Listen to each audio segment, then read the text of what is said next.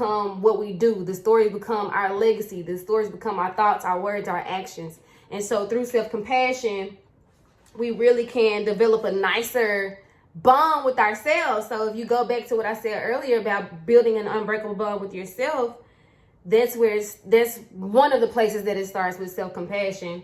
And here's a quote that I like to share with you guys that is inside of my book by John O'Donohue.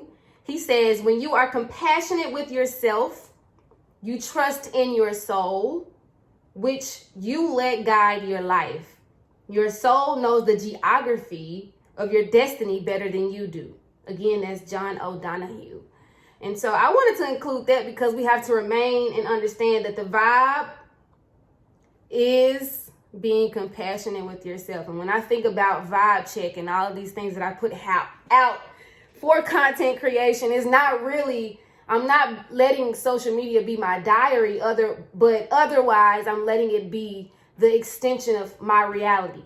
And so when I let Instagram and TikTok and Twitter and Facebook be an extension of who I am, what I think, and the words that I believe in, which is myself, then no matter where I am, when it comes to the geography of the world, of the land, my soul anchors me, my mind, because I'm compassionate with myself.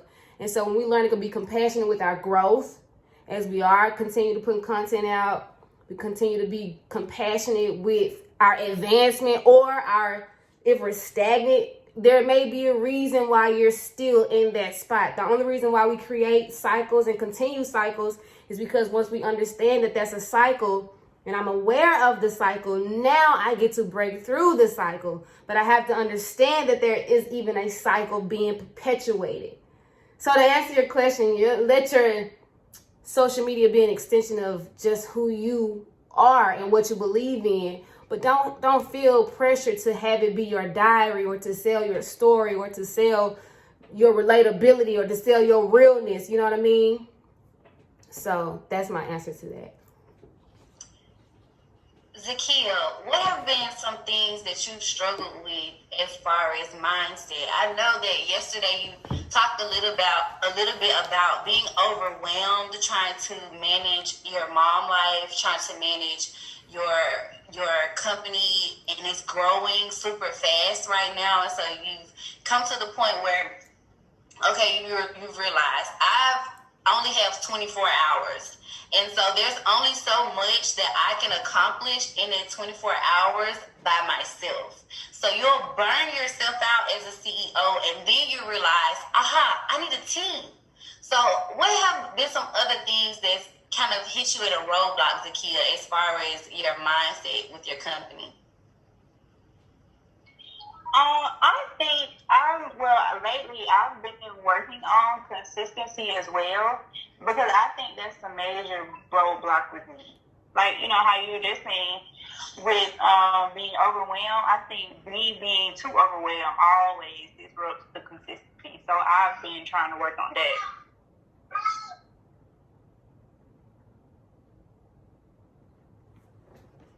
What about you, Devontae?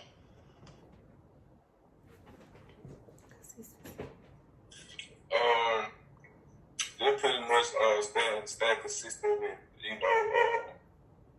just find out more information, as much information as I can, the route that I'm trying to take. Making sure that I find the right type of people that have the same type of vision that I do. Just to keep positive people around me, people that want to see me win. Of course I want to see others win.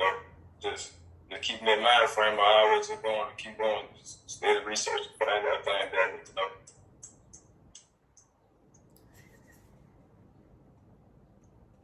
KaLyn? Can you repeat the question again? Yeah, of course. What have been some things that you've run into that's kind of frustrated you mentally while you creating content for your brand?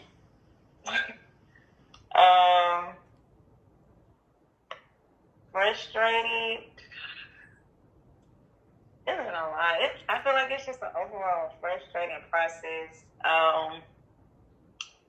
Let me just pick one thing.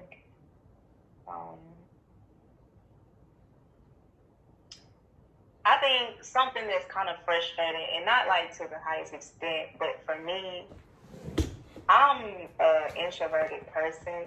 But when it comes to like being an artist, I do want people to get the full extent of where I'm coming from with my art. And so it's like you really have to be open with that. And so it takes a lot for me to kind of give more of myself. Like what Kay was just saying, let social media be an extension of yourself. I was thinking about that yesterday. Like, okay, I do kind of want me to be in these videos and showing people, you know, I don't want it to be somebody else. I want it to be relatable. But the other part of me is like, no, that's too much. Like, you're really giving people a little bit too much. But no, it's just an extension. You're not showing everybody everything. So that's kind of something that's frustrated me, is finding that balance a little bit. So. Oh, can I jump in right there? So two people said consistency, and then when I was just hearing KaLyn talk, because I'm a creative as well, and so as creatives, there's like, just being honest, on TikTok, people are really reaching, like they're doing a whole lot. And here's the catch though. There's just some things, I'm speaking for me. You can take this and, you know, wrap it up, save it for later. But there are some things I just will not do. So there are some things I will not have. I'm gonna let that sit. There's some things I will not do because of the code that I live by the things that I believe in. So there's just some things that I won't have. And I can rest in that. See, your story, you curate that. You get to say, I want this in, I don't want that in. And one thing that I learned about maybe 2 years ago is you don't share things that you're not ready to hear echo back to you. Right? So in whatever you're creating, when it comes to the consistency, find that thing and always chase after that spot. I wrote my book in 30 days. How did I do that? I sold books before the book was even done. I've sold over 70 copies and I don't have a team just yet. I have people that I lean on to go to certain things and resources. But as far as a built-in infrastructure for Inspired Bosses, I don't have that yet. It's on the way. But I wrote that book in 30 days, but I had to create disciplines for myself. And when I learn my seasons, my times, and I become aware of when my creativity peaks, when I become aware of when I'm tired and I just can't go no more, and when I become aware of what is frustrating me. Just yesterday, I had to like crawl in the fetus position because I felt spiritually dehydrated. And as soon as I fed my spirit, I was back up. And this morning, I feel a whole lot better. And so it's really not an external thing. Even as an introvert, it's more about building the unbreakable bond with you and sharing what you would like to share as that extension, as I just said before. But I like what you guys are saying. But even in that frustration, don't make the work feel like labor. Make the work feel like, I asked for this. I prayed for this. This is good. I'm on my way. It's not going to be done in the next 5 days, 10 years. It could last for 60 years. The struggle, the frustration is going to come in different forms and in different varieties. But y'all are okay. Those are frustrations that are kind of lightweight, but I know I know how I can feel as well when you're in it. So that's good stuff. I just want to thank you guys for being transparent, because that can be one of the hardest things to do, is to really just be real with yourself.